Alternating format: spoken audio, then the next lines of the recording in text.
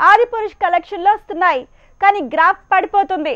పెట్టుబడితో పోలిస్తే ఇది హిట్ అనే పరిస్థితి లేదు. టాక్ కూడా ఎంత వీక్ గా ఉందో చెప్పక్కర్లేదు.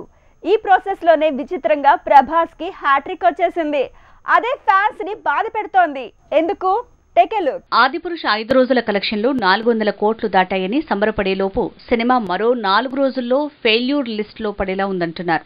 కారణం కూడా డ్రాప్ అవుతున్న వసూళ్లేనట. ఆదిపురుష్ టాక్ బాలేదు, రివ్యూలు సరిగా లేవు, విమర్శలకు కొదవలేదు.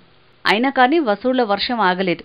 కానీ నిదానంగా మాత్రం వసూళ్లు ఆగుతున్నాయి, తగ్గుతున్నాయి. వాటి పరంగా చూస్తే ఇది ఫ్లాప్ అనేస్తున్నారు. 5 రోజుల్లో 400 కోట్లు వచ్చినా గానీ రోజుకు 20 నుంచి 30 కోట్ల వరకు వసూళ్లు తగ్గుతూ వస్తున్నాయి. మరో 4 రోజుల్లో రోజుకు 5-6 కోట్లు రావటం కూడా గగనంగా మారుతోందట. అలా అయితే మరో 4 రోజుల్లో కలెక్షన్స్ పూర్తిగా డ్రాప్ అవుతాయంటున్నారు. బాహుబలి తర్వాత వరుసగా ఫెయిల్యూర్స్ ఫేస్ చేస్తున్న ప్రభాస్ కి ఇంకా ఆ ఎఫెక్ట్ తగ్గినట్టు లేదు. బాహుబలి తర్వాత వరుసగా ఫెయిల్యూర్స్ ఫేస్ చేయడంతో ప్రభాస్ ఇప్పుడు హ్యాట్రిక్ ఫ్లాప్లతో ఢీలా పడుతున్నాడు. ఆదిపురుష్ 700 కోట్ల పెట్టుబడి రాబడిగా మారట్లేదు. సాహోకి కూడా 350 కోట్లు పెడితే 340 కోట్లే వచ్చాయి. వసూళ్ల రికార్డులు బాగానే ఉన్నా పెట్టుబడి రాబడిగా మారకపోతే ఫ్లాప్ గానే పరిగణిస్తారు.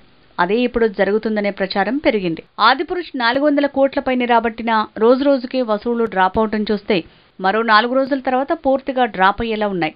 అదే జరిగితే 600 కోట్ల వసూళ్లతో ఫుల్ స్టాప్ పడొచ్చు. అచ్చంగా రాధేశ్యామ్కి కూడా ఇదే జరిగింది. రాధేశ్యామ్ ఓపెనింగ్స్ అదిరాయి. సెకండ్ డే నుంచి వసూళ్లు డ్రాప్ అయ్యాయి. 250 కోట్ల పెట్టుబడి 200 కోట్ల వసూళ్లతో నష్టాల్లోకి వెళ్ళింది. అలా వరుసగా జరగటంతో ఇప్పుడు సీన్ రిపీట్ అంటున్నారు. ఆదిపురుష్ వసూళ్లు ఇలానే డ్రాప్ అవుతూ 600 కోట్ల వసూళ్లకు పరిమితమైతే ఇది ఫ్లాప్ కిందే పరిగణిస్తారు. 700 కోట్ల పెట్టుబడితో పోలిస్తే 100 కోట్ల లాస్ కాబట్టి ఫ్లాప్ గా పరిగణించే ఛాన్స్ ఉంది. అదే జరిగితే సాహో, రాధేశ్యామ్, ఆదిపురుష్ తో హ్యాట్రిక్ ఫ్లాప్లు ప్రభాస్ కి సొంతమైనట్టే.